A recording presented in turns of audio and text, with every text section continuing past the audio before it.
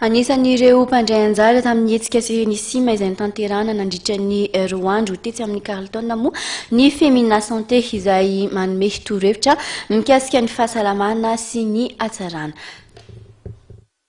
Mifandraika ny tanjon'ny Femina Santé sy ny Serenisima dia ny anampy ny tsirairay avy mba hanana fahasalamana sy hatsarana amin'ny alalan'ireo fanomezana torohevitra maro samihafa.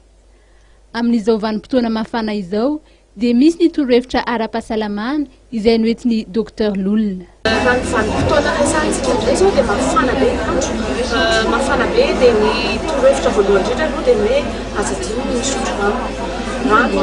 voalasa foana hoe raha hitaka sy tapanisana amin'izao mety mihoatra an'izay satria tsemoka betsika dia tsy tokony andry hoe famatsiafy mangateta zany izay vao misotro rano fa tokony misotro efa ny vera isaky ny adiny dimy eo na kely na lehibe raha ty ankizy kely moa zany dia mety tapaky ny vera izy. Dia ny akanjo anaovana koa ngamba ny tsaratsara atao maivamaivana ndraindray mivadika tampoka ilay andro fa aleo manana akanjo anaty maivana ny ao anaty izy akanjo mpamaivana koa mba tsy hisino le fiovana tampoka zany tsy tsisy fiantraikany amin'ny vatantsika na fahasalamana le fiovana le toetrandro tampoka. Dia raha eo amin'ny resaka hoditra manokana angambany dia tsotra be hidratena foana no le hoditra voalohany indrindra dia arovana amin'ny masoandro satria ny masoandro fantatritsika fa manimba mandoa manafaingana amin'ny fahanterana dia arovana masoandro izany beta be ny afaka anaovana azy mety hoe manao sarotra mitondra hely ny sasany fa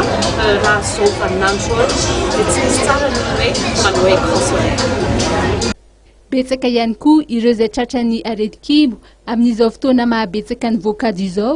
ka dia nitondran'ny Dr Lolona fanazavana izany. Tsy ny voankazo ngamba no mankarary ny kibo